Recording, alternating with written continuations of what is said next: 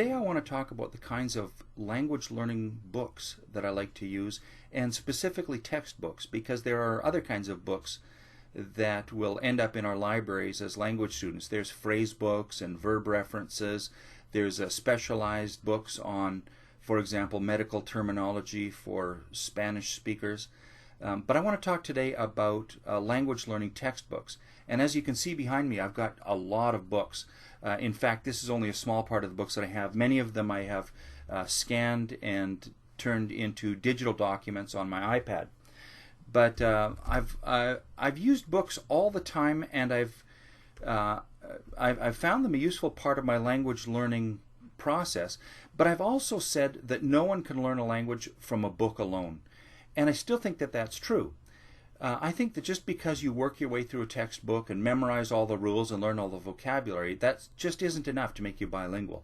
You have to have contact with people who speak the language, and you have to do other things. You have to do certain kinds of practice, things that I call, for example, juicing, juicing little pieces of language. People have talked about, what do they call it, sentence mining. I think that's quite useful, and there's other sorts of techniques that are important also. But books can play a part. It's just that you can't expect working your way through a book is going to make you bilingual. But it can be very helpful, especially if you do it right. You could definitely work through a language learning textbook, and a real good one, and learn absolutely nothing and have no proficiency. Because what's important is not the completion of the textbook, it's the proficiency that you end up with. What can you do with this language?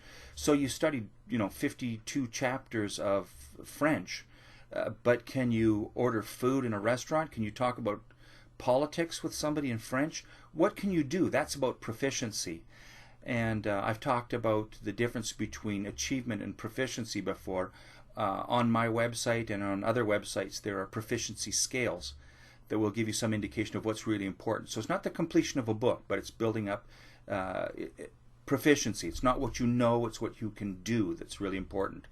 But let me show you that one of the first language learning books that I ever used. This book was printed in 1965.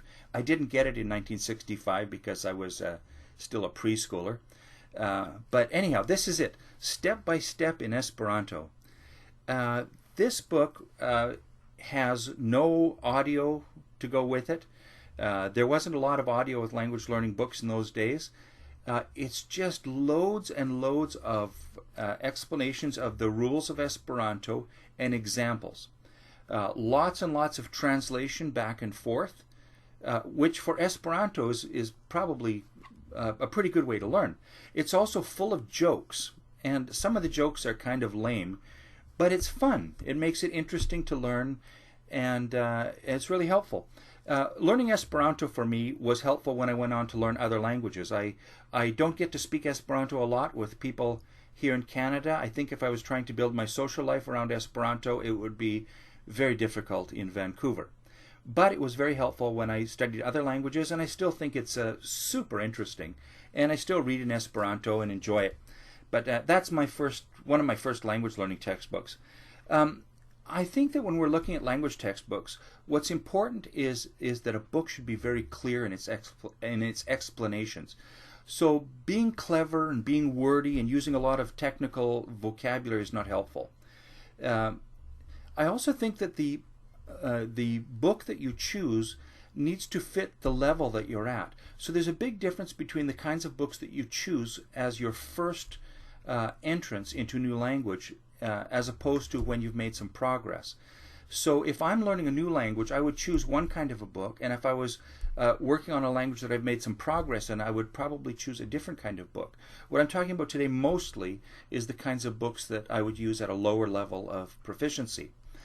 I'm very fond of the ICML books, which is a new thing for me. These are not so common in Canada. If you go to the big bookstores in Canada, in my part of Canada, you see mostly teach yourself books. Once in a while you see colloquial books, and there's others. These are wonderful.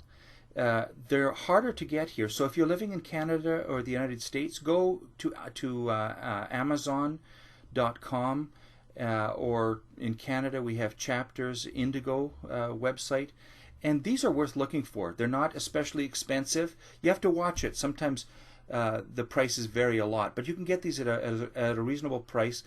And what I like about these books is they are just full of language samples of the target language. I don't think this is going to show up especially well on my camera, but there is loads and loads of French in this book. This is New French with Ease. There is so much French in this book. It's wonderful. And the recordings that come with it have a lot of French language samples, and they don't have any English. I hate these recordings that start off with a piece of music and then the narrator says, "Today we are in the shopping mall with Bob and Mary, and Bob wants to talk about the things that he bought in the store. Mary approaches and she sits down." And then there's like 2 sentences of Spanish, and then they go on with a little bit of music. "Did you understand what Bob said? Did you think that Mary had a logical response to Bob's comments about his shopping?" There's so much English, it drives me crazy. I'm trying to learn my target language. I want samples of the target language, and I want lots of it. I will listen to the dialogues from the ICML French books, or some of these other ones that I'll show you here. I'll listen to them 50 or 100 times. They're only, a minute and a half or 3 minutes long. But I want those things to become so internalized. I want them to become so natural sounding to me that when I open my mouth to speak French or whatever the language I'm working on is, I want it to just come out more or less spontaneously and automatically, because I've had so much exposure to good samples of perfect French. These books are great for that. Very dense. I like the word dense when I describe these kinds of books. Lots and lots of French in them. And then there's 2 levels. So they've got New French with Ease, and then Using French is the continuation. So this is just loaded with quality stuff. The French in these books is European French, which is wonderful French, but if I use some of the expressions that I learned from this material, my Canadian friends will laugh at me, because there are some expressions that sound quite funny. It would be like speaking Cockney English in West Texas. Perfectly good English in both places, but different kinds of English. And so sometimes I have to test certain expressions, and I remember using the expression, "Vous avez le cafard?" Are you down in the dumps? Well, that's very European, and it's not used in Canada. And then I'll use some of my Canadian expressions with my European friends, and that sounds just as funny. But I want to hear lots of target language material, and I want to hear normal language. I don't want to hear stupid little sentences like, "The maid is sending a lovely telegram promptly." Nobody has ever put that set of words together except maybe in a stupid language textbook. I want to hear normal language, whatever the language is. I want to hear the way that people talk, using current vocabulary, using sentences that I'm likely to say.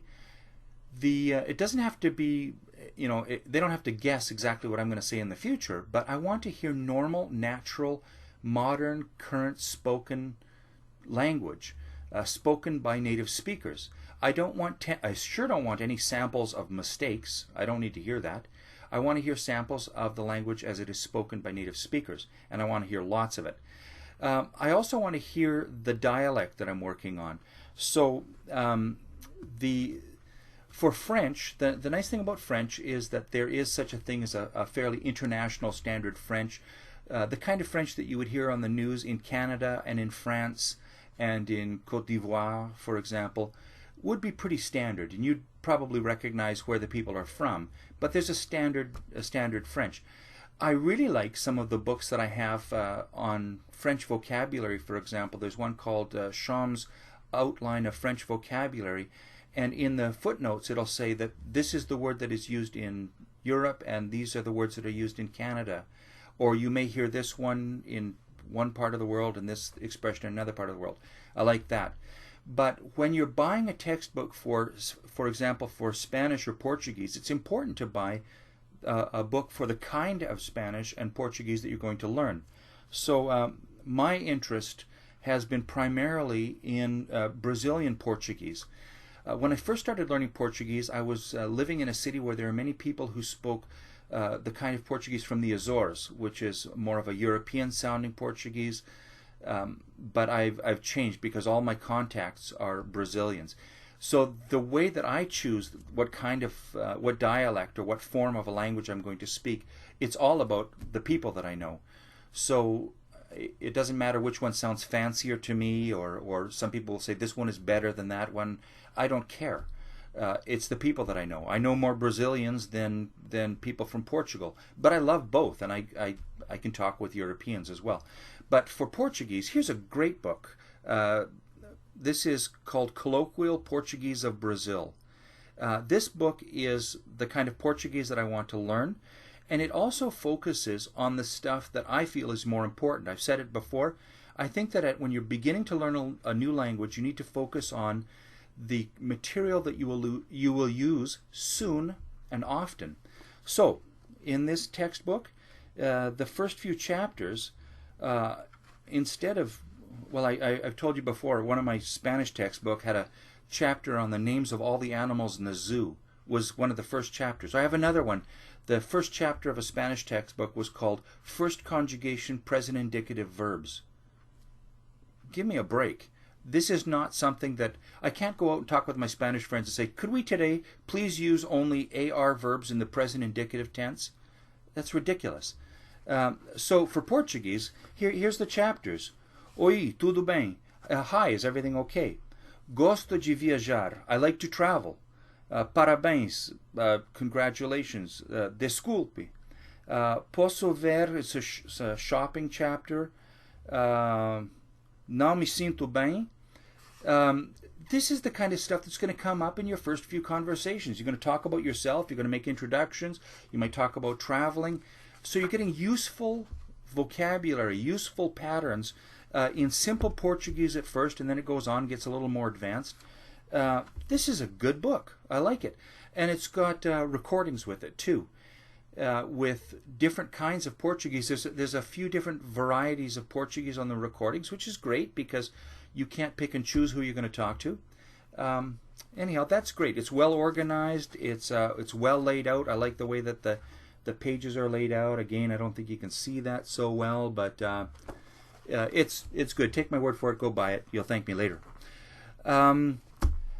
I want to see lots of examples of the same patterns. So, for example, if they're teaching how to use verbs in the present tense, and they're talking about things that you do every day and things that you do once in a while, and I want to see lots and lots of samples of sentences using the pattern that they're teaching in that particular chapter or unit of the book, because I want to know that when I open my mouth and try to use the language, that I've based it on enough samples that what I say is going to be reasonably accurate and a reflection of the way that native speakers talk. So I like lots and lots of examples, and less crossword puzzles and color pictures and cartoons and colored borders on the pages and all of that stuff. I want lots of the target language and lots of examples. The recordings are important. Sometimes you get good recordings and sometimes you get terrible recordings that you can hardly understand. I like to see a logical organization in the textbook. Here's a book that I love. This is called The Ultimate French Review and Practice. This book is also available as The Ultimate Spanish Review and Practice, and now just recently The Ultimate Italian Review and Practice. They are all excellent. These are really good books. They are not probably the first book that you would get if you're learning one of these languages, but it could very well be the second. These are organized based on grammar. The first section of the book is on verbs, and then there's a section on nouns, but there's all kinds of stuff in it for spoken French or whatever the target language is of that volume. There is throughout this book, in almost every chapter, there's a section called Pour parler en français authentique, to speaking real French, and it talks about, there's textbook French, then there's what everybody says. That's great. Again, lots and lots of samples. So that's good. There's a logical progression in the book that it presents the things that you're going to need soon and often early on, and it tends to put the more complex matters a little further on. That book doesn't have a lot of dialogues in it. It's got some interesting reading. It's got exercises. I like to use it when I'm teaching. We'll use it for practice of common patterns, but there aren't dialogues. Dialogues are very important. I want to hear the way the language is exchanged between people because I'm always trying to build spoken proficiency. And I want to be able to talk and understand with people who speak my target language. So dialogues are the kind of material that I need in order to be able to do that. I want to see vocabulary. I want to see vocabulary that makes some sense. Again, I don't need a list of zoo animals early on, but I do need the members of the family or talking about myself. One of the, here's one. This Complete German. Teach Yourself Complete German. This is a great book. It has a section in it, I think early on in the book there's a section called Ich über mich, me talking about myself, Selbstvorstellung, self-introduction or something. That's stuff that you're going to use soon and often, and it's important to get that. So this has dialogues in it in every chapter, and the dialogues are recorded so you can hear the way that native speakers speak German. I like it when language books explain grammar and they say, here's how this pattern works, and here's how you use it. I think that's very helpful. Again, with lots of examples. Now, I just finished saying that I don't care so much for a lot of crosswords and color pictures and cartoons. But on the other hand, it's true. A nice-looking book is fun to study, especially if it's your first run at a new language. So this book is beautiful. Let me see if I can get any of this to show up on my video camera here, but let's see. I mean, there's beautiful color photos. Well, here's a page with some cartoons on it, and the written material over on the other side. A dialogue talking about food, and a beautiful picture of apple pie. That's great, and this is all so colorful. Where we go, color pictures in there, and the layout is nice. It helps to organize the material. So even after I just told you that I don't really care about all the extra stuff, I want dense books, generally speaking. If I'm tackling something new, something that's hard for me, like Mandarin Chinese or something, I want a pretty book. I want a book that makes it look fun and easy, and that tells me, hey, Mandarin Chinese is fun and easy. I also like to see an index in the back of a language book. So this Teach Yourself Complete German has an index. So if you want to look up something like verb tenses, it tells you what chapters you're going to find that in. So that's helpful because sometimes you wake up at 3 in the morning and you say, oh man, how does that verb work? You can grab your book and go to the index really quickly at 3 in the morning, and then you can sleep in peace. There are some things that are not so important to me. I don't really care about exercises. I don't do them very much.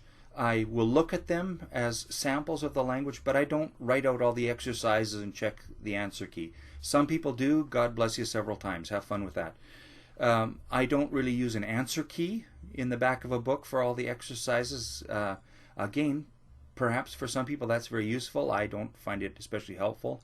I don't care about games and puzzles and matching things up and doing crosswords. Color pictures and cartoons, although they may make the book feel a little more comfortable to read and enjoyable to look at, they're not important to the language learning process for me overall.